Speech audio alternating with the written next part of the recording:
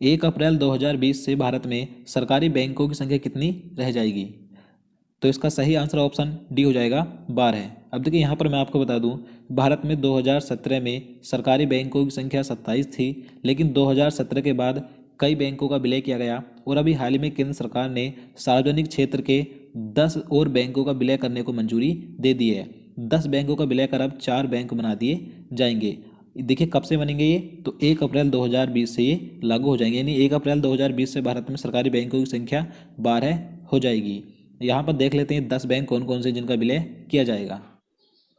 तो देखिए Punjab national bank में ओरिएंटल बैंक ऑफ कॉमर्स और यूनाइटेड बैंक, तो इन दोनों बैंकों को मर्ज किया जाएगा। तो इस तरीके से इन तीनों बैंकों को आपस में विलय किया जाएगा। उसके बाद कैनरा बैंक और सिंडिकेट को आपस में मर्ज किया जाएगा। Union bank of India, Andhra bank और कॉरपोरेशन बैंक, तो इन तीनों बैंकों का भी विलय किया जाएगा। उसके बाद इलाहाबाद बैंक और इंडियन बैंक, तो इन दोनों को भी आपस में मर्ज किया जाएगा। तो इस तरीके से ये 10 बैंक है जिन्हें अभी हाल ही में केंद्र सरकार ने विलय करने को मंजूरी दी है। इन 10 बैंकों का विलय कर 4 बैंक बनाए जाएंगे, तो आपको याद रखना है। चलिए नेक्स्ट क्वेश्चन देखते हैं।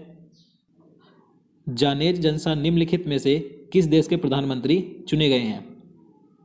तो इसका आंसर ऑप्शन ए हो जाएगा स्लोवेनिया। तो देखिए अभी हाल में स्लोवेनिया देश के नए प्रधानमंत्री बने हैं जिनका नाम है जानेज जंसा। ये इस देश के तीसरी बार प्रधानमंत्री बने हैं। यहाँ पर हम बात करें स्लोवेनिया देश की राजधानी क्या है, तो आपको याद रखनी है जुबलजान इस देश की राजधानी है और इस देश की मुद्रा है यूरो। निम्नलिखित में से किस राष्ट्रीय अभयारण्य को हाल ही में इको सेंसिटिव जोन घोषित किया गया है? तो इसका सही आंसर ऑप्शन ए हो जाएगा राष्ट्रीय चंबल अभयारण्य को। तो देखिए अभी हाल ही में राष्ट्रीय चंबल अभयारण्य को इको सेंसिटिव जोन घोषित किया है, यानी कि पारिस्थितिक रूप से संवेदनशील क्षेत्र घोषित किया गया है। अब देखिए ये अभयारण्य कहाँ पर है? तो ये देखिए चंबल नदी के आसपास राजस्थान, मध्य प्रदेश और उत्तर प्रदेश में फैला है। तो आपको याद रखना है। देखिए इसे इको सेंसिटिव जोन घोषित करने का उद्देश्य है यहाँ पर रिसोर्ट्स, होटल या जो अन्य गतिविधियों का निर्माण है उन पर रोक लगाई गई है। तो आपको याद रखना है। देखिए इस अभयारण्य में लगभग 75% सर्वाधिक यहाँ पर घड़ियाल पाए जाते हैं और गंगा डॉल्फिन भी पाई जाती है। तो आपको याद रखना है। निम्न में से कौन सा विश्वविद्यालय खेलो इंडिया यूनिवर्सिटी गेम्स 2020 का विजेता रहा? तो देखिए महत्वपूर्ण प्रश्न है, तो इसका आंसर ऑप्शन ए हो जाएगा पंजाब यूनिवर्सिटी चंडीगढ़। अब देखिए ये क्वेश्चन महत्वपूर्ण क्यों हो जाता है? क्योंकि देखिए भारत में पहली बार खेलो इंडिया यूनिवर्सिटी गेम्स का आयोजन 21 फरवरी से 1 मार्च तक किया गया था। कहाँ पर? ओडिशा के भुवनेश्वर में।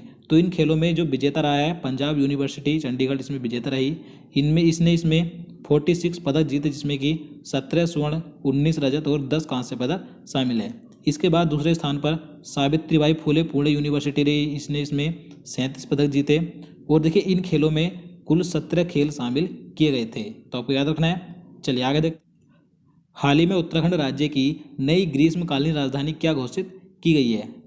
तो देखिए मोस्ट इंपॉर्टेंट क्वेश्चन है, तो इसका आंसर ऑप्शन डी हो जाएगा गैरसैंण। तो देखिए अभी हाल ही में 4 मार्च 2020 को उत्तराखंड राज्य के मुख्यमंत्री त्रिवेंद्र सिंह रावत ने बजट पेश किए जाने के दौरान उत्तराखंड राज्य के चमेली जिले के गैरसैंण को उत्तराखंड राज्य की नई ग्रीष्मकालीन राजधानी घोषित किया है। तो देखिए अब उत्तराखंड राज्य की 2 राजधानी होंगी। एक तो पहले से ही उत्तराखंड राज्य की राजधानी है देहरादून है, और अब जो ग्रीष्मकालीन राजधानी होगी तो गैरसैंण होगी। याद रखना है। बात करें इस समय देखिए उत्तराखंड राज्य के राज्यपाल कौन है? तो बेबी रानी मौर्य हैं और मुख्यमंत्री मैंने आपको बता दिए त्रिवेंद्र सिंह रावत हैं। और देखिए बात करें उत्तराखंड राज्य की स्थापना कब हुई थी, कई बार पूछा जाता है। तो 9 नवंबर सन 2000 को उत्तराखंड राज्य की स्थापना हुई थी। चलिए आगे देखते हैं। मैक्सिको ओपन टेनिस टूर्नामेंट 2020 में पुरुष एकल का खिताब किसने जीता है? तो इसका आंसर ऑप्शन ए हो जाएगा राफेल नडाल ने।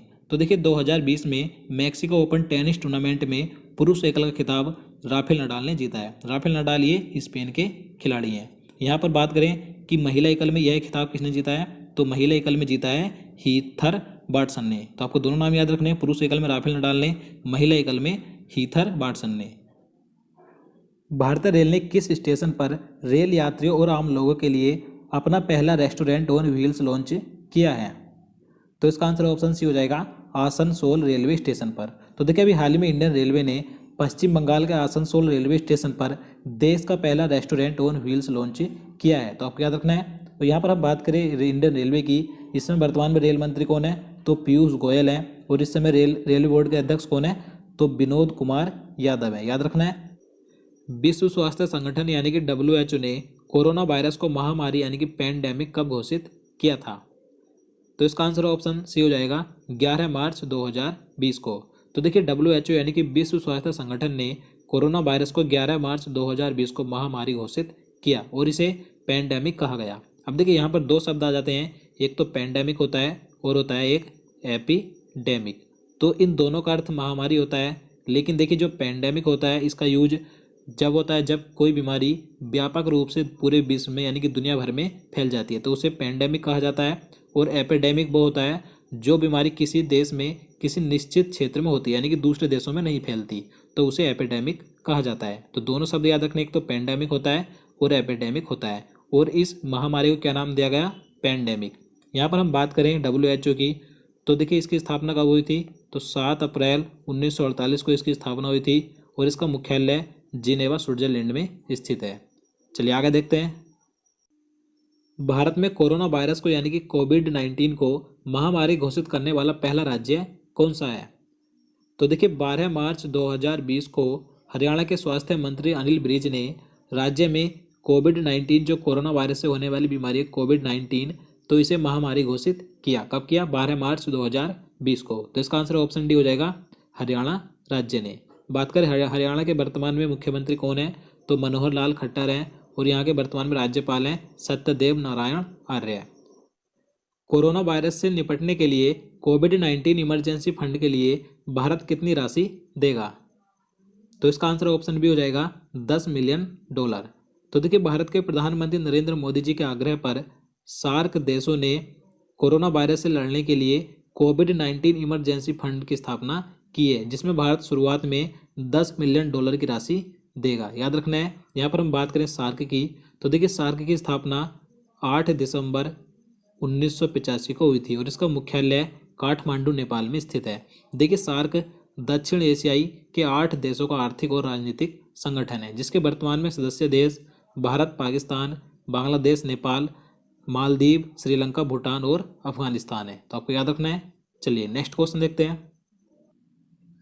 तो अगला क्वेश्चन है, हुरून ग्लोबल रिच लिस्ट 2020 के अनुसार निम्नलिखित में से कौन विश्व का सबसे अमीर शख्स है? तो इसका आंसर ऑप्शन डी हो जाएगा, जेफ बेजोस। तो देखिए अभी हाल ही में हुरून ग्लोबल रिच लिस्ट 2020 जारी की गई थी। इसके अनुसार विश्व के सबसे अमीर व्यक्ति कौन है? जेफ बेजोस हैं। ये अमेजन के मालिक हैं। देखिए इनका जो नेट वर्थ है 140 अरब डॉलर है। तो आपको याद रखना है। यहाँ पर हम बात करेंगे तो पहले नंबर पर है। दूसरे नंबर पर कौन है? तो दूसरे नंबर पर बर्नार्ड और नोल्ट हैं, जो कि LMBH के मालिक हैं। इसके बाद तीसरे नंबर पर हैं माइक्रोसॉफ्ट के संस्थापक बिल गेट्स। और यहाँ पर जो नाम है मुकेश अंबानी का, मुकेश अंबानी इस लिस्ट में 90 नंबर पर है और ये भारत के सबसे अमीर व्यक्ति भी हैं। तो आपको याद रखना है। रक्षक बल की प्रथम महिला उप महानिरीक्षक हाल ही में किसे नियुक्त किया गया है? तो इसका आंसर ऑप्शन सी हो जाएगा, नूपुर कुलश्रेष्ठ। तो देखिए अभी हाल ही में भारतीय तट रक्षक बल यानी कि इंडियन कोस्ट गार्ड की प्रथम महिला उप महानिरीक्षक यानी कि DIG बनी, जिनका नाम है नूपुर कुलश्रेष्ठ। तो आपको इनका नाम याद रखना है, महत्वपूर्ण है। यहाँ पर हम बात करें कृष्ण स्वामी नटराजन की, तो देखिए इस समय ये वर्तमान में इंडियन कोस्ट गार्ड के महानिदेशक हैं। बात करें इंडियन कोस्ट गार्ड की स्थापना कब हुई थी? तो 8 अगस्त 1978 को इंडियन कोस्ट गार्ड की स्थापना हुई थी। भारत सरकार द्वारा अंतर्राष्ट्रीय योग दिवस 2020 का मुख्य आयोजन निम्नलिखित में से किस शहर में किया जाएगा? तो देखिए मोस्ट इंपॉर्टेंट क्वेश्चन है। तो यहाँ पर सबसे पहले पता होना चाहिए कि अंतर्राष्ट्रीय योग दिवस कब मनाया जाता है। तो 21 जून को मनाया जाता है। तो देखिए 2020 में होने वाले अंतर्राष्ट्रीय योग दिवस के मुख्य कार्यक्रम का आयोजन कहाँ पर किया जाएगा? लेह में किया जाएगा। तो इसका आंसर ऑप्शन डी हो जाएगा, लेह में, लद्दाख की राजधानी लेह में। याद रखना है। और देखिए इस कार्यक्रम में प्रधानमंत्री नरेंद्र मोदी जी भाग लेंगे। यहाँ पर हम बात करें कि अंतर्राष्ट्रीय योग दिवस पहली बार कब मनाया गया था, तो आपको याद रखना है 21 जून 2015 को पहली बार अंतर्राष्ट्रीय योग दिवस मनाया गया था। हाल ही में जारी सिप्री की हथियार निर्यात संबंधी सूची में भारत को कौन सा स्थान हासिल हुआ है? तो इसका आंसर ऑप्शन ए हो जाएगा, 23वां। तो देखिए अभी हाल ही में सिप्री ने हथियार निर्यात संबंधी सूची जारी की, जिसमें भारत को 23वां स्थान मिला है। अब देखिए ये क्वेश्चन महत्वपूर्ण रहता है क्योंकि भारत पहली बार सिप्री की वैश्विक हथियार निर्यातक सूची में शामिल हुआ है, जिसमें भारत को हथियार बेचने के मामले में भारत इसमें कौन से स्थान पर है? 23वें स्थान पर है। बात करें प्रथम स्थान पर कौन सा देश है? तो अमेरिका प्रथम स्थान पर है, दूसरे पर रूस है, तीसरे पर फ्रांस है। भारत इसमें 23वें स्थान पर है। भारत इस सूची में पहली बार शामिल हुआ है, तो आपको जरूर याद रखना है। यहाँ पर हम बात करें सिप्री की, तो इसकी फुल फॉर्म क्या होती है? Stockholm International Peace Research Institute. इसकी स्थापना 1966 में हुई थी और इसका मुख्यालय स्टॉकहोम स्वीडन में स्थित है। तो किस भारतीय बैडमिंटन खिलाड़ी ने पहला BBC India sports woman of the year award जीत लिया है? तो इसका आंसर ऑप्शन ए हो जाएगा PV सिंधु ने। तो देखिए भारतीय बैडमिंटन खिलाड़ी PV सिंधु को BBC India sports woman of the year 2019 award से सम्मानित किया गया। तो आपको याद रखना है। देखिए PV सिंधु ने वर्ष 2019 में स्विट्जरलैंड में आयोजित विश्व बैडमिंटन चैंपियनशिप में स्वर्ण पदक जीता था। तो ये क्वेश्चन महत्वपूर्ण हो जाता है। ICC महिला T20 वर्ल्ड कप 2020 का खिताब किसने जीता?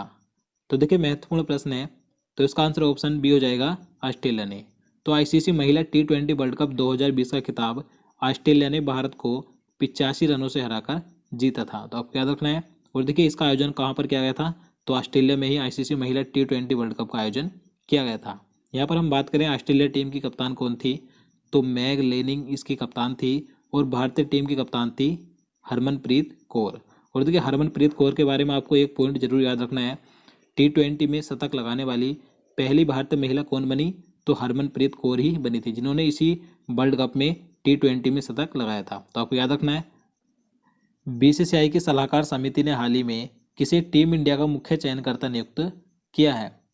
तो देखिए अभी हाल ही में टीम इंडिया के नए मुख्य चयनकर्ता बने, जिनका नाम है सुनील जोशी। तो इसका आंसर ऑप्शन बी हो जाएगा सुनील जोशी। यहाँ पर हम बात करें सौरभ गांगुली की, तो ये इस समय BCCI के अध्यक्ष हैं और जय शाह ये इस समय BCCI के सचिव है। तो आपको तीनों नाम याद रखने हैं।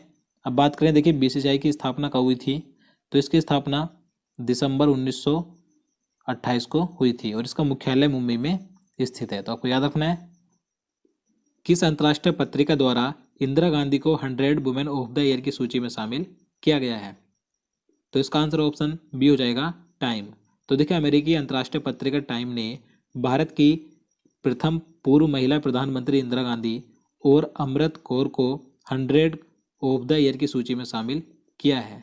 तो देखिए इस सूची में पिछली शताब्दी की 100 शक्तिशाली महिलाओं को शामिल किया गया है, जिसमें भारत की 2 महिलाएं शामिल हैं, इंदिरा गांधी और अमृत कौर। तो आपको याद रखना है।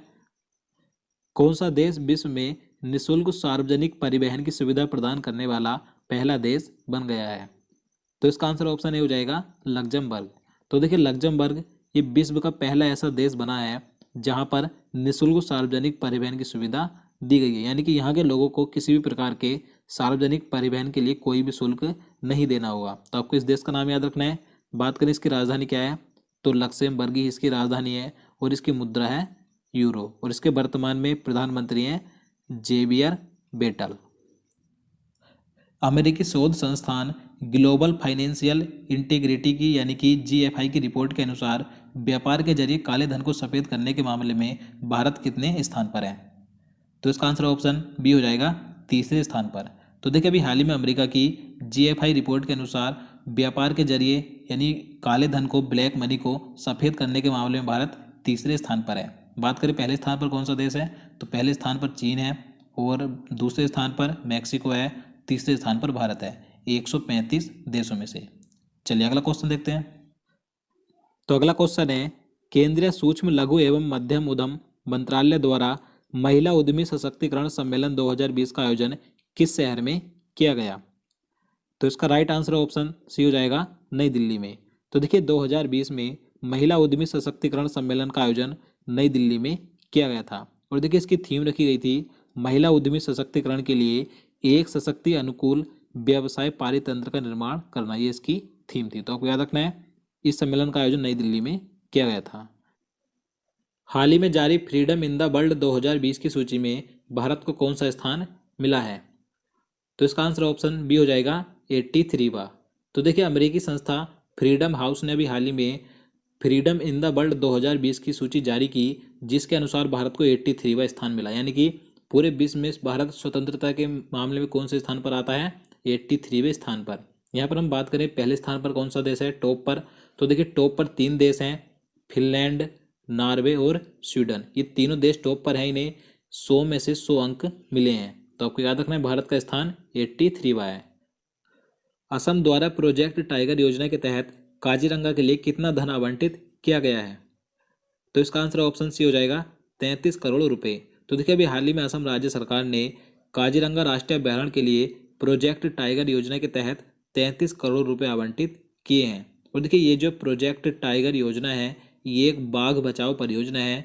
इस परियोजना की शुरुआत 1973 में हुई थी। तो आपको याद रखना है। यहाँ पर हम बात करें असम राज्य की तो इस समय असम के मुख्यमंत्री कौन है?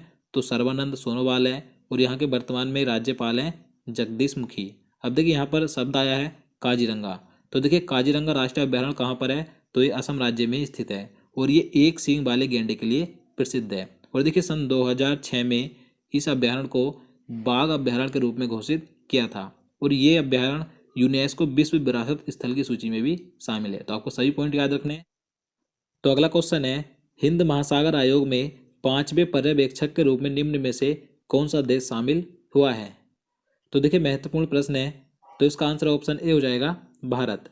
तो देखिए अभी हाल ही में 6 मार्च 2020 को भारत हिंद महासागर आयोग में 5वें पर्यवेक्षक के रूप में शामिल हुआ है। तो आपको याद रखना है। अब देखिए ये जो शब्द है पर्यवेक्षक इसे हम इंग्लिश में क्या कहेंगे? सुपरवाइजर। तो देखिए इसका अर्थ क्या होता है? किसी कार्य की निगरानी करना, देखभाल करना या देखरेख करना। तो हिंद महासागर आयोग में देखरेख करने वाला भारत पर्यवेक्षक के रूप में कौन सा देश बना है? 5वां देश बना है जो कि शामिल हुआ है 6 मार्च 2020 को। तो आपको याद रखना है। अब देखिए ये जो हिंद महासागर आयोग है ये दक्षिण पश्चिमी हिंद महासागर क्षेत्र में बेहतर सागरीय अभिशासन की दिशा में कार्य करता है। हिंद महासागर आयोग की स्थापना 1982 में हुई थी। तो आपको याद रखना है। हाल ही में किस राज्य ने अंगदान तथा प्रत्यारोपण में तमिलनाडु और तेलंगाना को पीछे छोड़ दिया है? तो इसका आंसर ऑप्शन सी हो जाएगा महाराष्ट्र राज्य ने। तो देखिए जो महाराष्ट्र राज्य है इसे अभी हाल ही में मार्च 2020 में राष्ट्रीय अंग और ऊतक प्रत्यारोपण संगठन द्वारा मृतक अंग दान के क्षेत्र में सर्वश्रेष्ठ राज्य का पुरस्कार दिया गया। यानी कि महाराष्ट्र राज्य ने सबसे ज़्यादा इस राज्य में शरीर का अंगदान और प्रत्यारोपण किया गया। इस मामले में महाराष्ट्र प्रथम स्थान पर है। याद रखना है। देखिए महाराष्ट्र राज्य के जो नागपुर, पुणे और औरंगाबाद शहर हैं तो ये इस मामले में प्रथम स्थान पर है। याद रखना है। यहाँ पर हम बात करें महाराष्ट्र राज्य की तो देखिए महाराष्ट्र के वर्तमान में मुख्यमंत्री कौन है?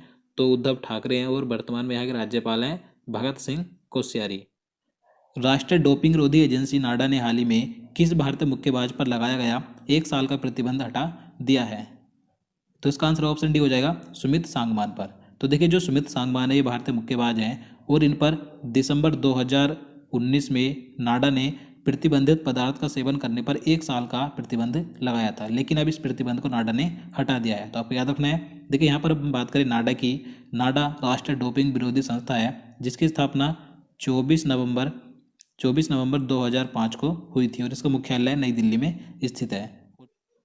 राष्ट्रपति रामनाथ कोविंद जी ने भारत के किस पूर्व मुख्य न्यायाधीश को हाल ही में राज्यसभा का सदस्य मनोनीत किया है? तो इसका आंसर ऑप्शन बी हो जाएगा रंजन गोगोई को। तो देखिए अभी हाल ही में भारत के राष्ट्रपति रामनाथ कोविंद जी ने सुप्रीम कोर्ट के पूर्व मुख्य न्यायाधीश रंजन गोगोई को राज्यसभा का सदस्य मनोनीत किया है। देखिए जो रंजन गोगोई हैं ये भारत के सुप्रीम कोर्ट के 46वें नंबर के मुख्य न्यायाधीश थे जो कि 17 नवंबर 2019 को रिटायर हुए थे। और इस समय वर्तमान में सुप्रीम कोर्ट के मुख्य न्यायाधीश कौन है? 47वें नंबर के तो शरद अरविंद बोबडे। याद रखना है। यहाँ पर हम बात करें राज्यसभा की तो देखिए राज्यसभा का गठन आर्टिकल 80 के अनुसार किया जाता है। और देखिए राज्यसभा में अधिकतम सदस्यों की संख्या कितनी हो सकती है? 250 हो सकती है जिसमें कि 238 सदस्य राज्यों तथा केंद्र शासित क्षेत्रों के प्रतिनिधि होते हैं जिसमें कि 12 सदस्य राष्ट्रपति के द्वारा मनोनीत किए जाते हैं। तो आपको याद रखना है। इनमें से कौन सा शब्द हाल ही में बांग्लादेश का राष्ट्रीय नारा बना है? तो देखिए मोस्ट इंपॉर्टेंट क्वेश्चन है। तो इसका आंसर ऑप्शन बी हो जाएगा जय बांग्ला। तो देखिए बांग्लादेश का भी हाल ही में नया राष्ट्रीय नारा बना जिसका नाम है जय बांग्ला। याद रखना है। अब देखिए बात करें बांग्लादेश का राष्ट्रीय गान क्या है, कई बार पूछा जाता है। तो अमार सोनार बांग्ला ये बांग्लादेश का राष्ट्रीय गान है जिसके रचयिता हैं रविंद्रनाथ टैगोर। और देखिए रविंद्रनाथ टैगोर ने भारत का राष्ट्रीय गान भी लिखा था जनगण मन। ये दोनों को याद रखिएगा। अब देखिए बात करें बांग्लादेश की तो इसकी राजधानी क्या है? तो इसकी राजधानी है ढाका और इसकी मुद्रा है बांग्लादेशी टका। वर्तमान में बांग्लादेश के प्रधानमंत्री कौन है? तो शेख हसीना है और यहाँ के वर्तमान में प्रेसिडेंट है अब्दुल हामिद।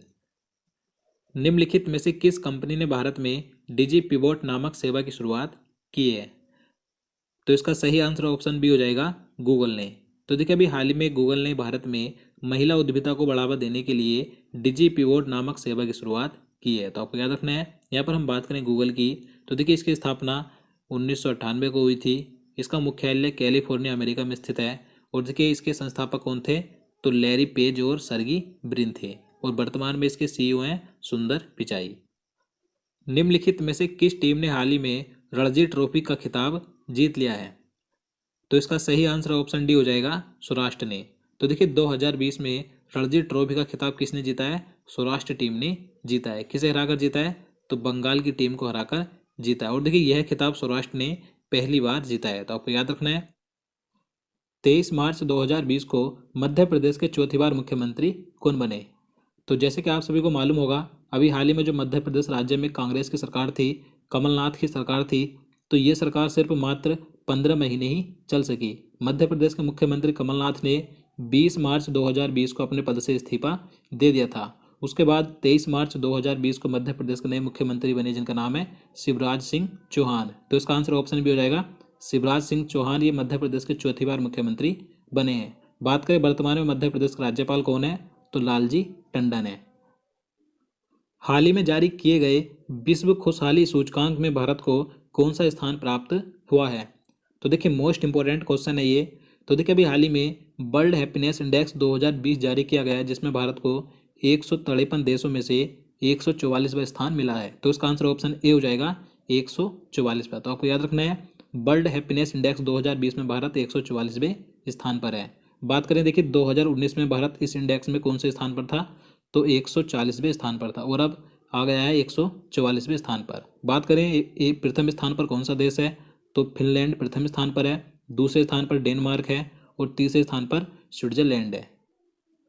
निम्नलिखित में से किस टीम ने इंडियन सुपर लीग 2019-20 का खिताब जीता है? तो इसका आंसर ऑप्शन ए हो जाएगा एटीके, यानी कि एथलेटिको दी कोलकाता। तो देखिए एटीके टीम ने फुटबॉल की इंडियन सुपर लीग 2019-20 का खिताब जीत लिया। अब देखिए इसने किसे हराकर जीता है? तो इसने हराया फाइनल में चेन्नई एफसी को। चेन्नई एफसी को 3-1 से हराकर यह खिताब जीता है। और देखिए एटीके टीम ने यह खिताब तीसरी बार जीता है। तो आपको याद रखना है। तो अगला क्वेश्चन है, नए उद्यमियों के लिए सिडबी द्वारा किस नाम से एक विशेष रेलगाड़ी आरंभ की गई है?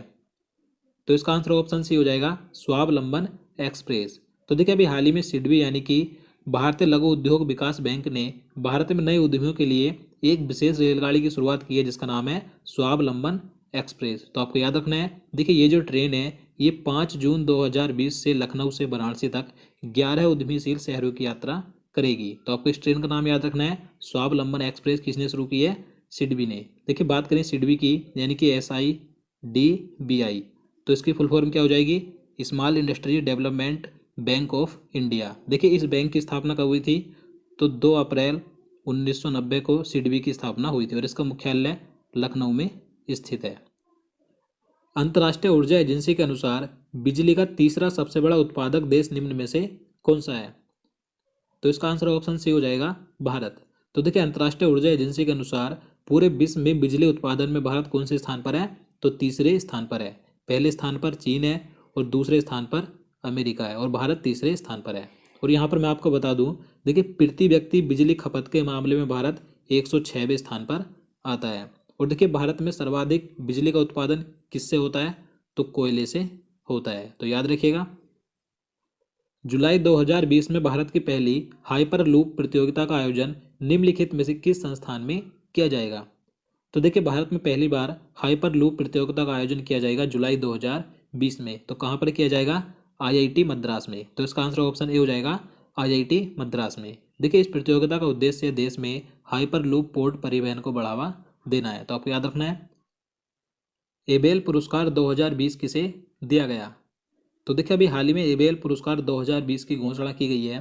तो इसका आंसर ऑप्शन डी हो जाएगा ए एवं बी दोनों, यानी कि हिलेल फुरस्टेनबर्ग और ग्रेगरी मार्गुलिस। तो इन दोनों को 2020 का एबेल पुरस्कार दिया जाएगा। देखिए बात करें हिलेल फुरस्टेनबर्ग की, तो ये इजराइल के गणितज्ञ हैं, और ग्रेगरी मार्गुलिस ये रूस के अमेरिकी गणितज्ञ हैं। देखिए एबेल पुरस्कार किस क्षेत्र में दिया जाता है? तो गणित यानी कि मैथ के क्षेत्र में दिया जाता है, इसलिए इसे गणित का नोबेल पुरस्कार भी कहा जाता है। और देखिए यहाँ पर जो नाम है श्रीनिवास एस आर वर्धन, तो ये महत्वपूर्ण है क्योंकि श्रीनिवास एस आर वर्धन ये एकमात्र भारतीय गणितज्ञ हैं जिन्हें अभी तक सिर्फ 2007 में नोबेल पुरस्कार मिला था। तो आपको इनका नाम भी याद रखना है। कौन अंतर्राष्ट्रीय क्रिकेट के तीनों फॉर्मेट में शतक जड़ने वाली पहली महिला क्रिकेटर बनी है? तो देखिए महत्वपूर्ण प्रश्न है, तो इसका आंसर ऑप्शन सी हो जाएगा, हैदर नाइट। तो देखिए हैदर नाइट ये इंग्लैंड की महिला क्रिकेटर खिलाड़ी है जिन्होंने T20, वनडे मैच और टेस्ट मैच, तो इन तीनों क्रिकेट के तीनों फॉर्मेट में शतक जड़ा है। तो ये ऐसा करने वाली विश्व की पहली महिला क्रिकेटर बनी है। तो आपको याद रखना है, इनका नाम है हैदर नाइट, ये इंग्लैंड की है। तो दोस्तों आज के लिए इतना ही। उम्मीद करता हूँ आपको वीडियो पसंद आए। अगर आपको वीडियो अच्छा लगा हो, आपके लिए हेल्पफुल हो, तो प्लीज़ वीडियो को लाइक और शेयर करना, साथ ही चैनल को सब्सक्राइब कर लेना। और देखिए अगर आप किसी भी टॉपिक पर वीडियो चाहते हैं तो आप नीचे कमेंट बॉक्स में बता सकते हैं। तो चलिए मिलते हैं नेक्स्ट वीडियो में। जय हिंद।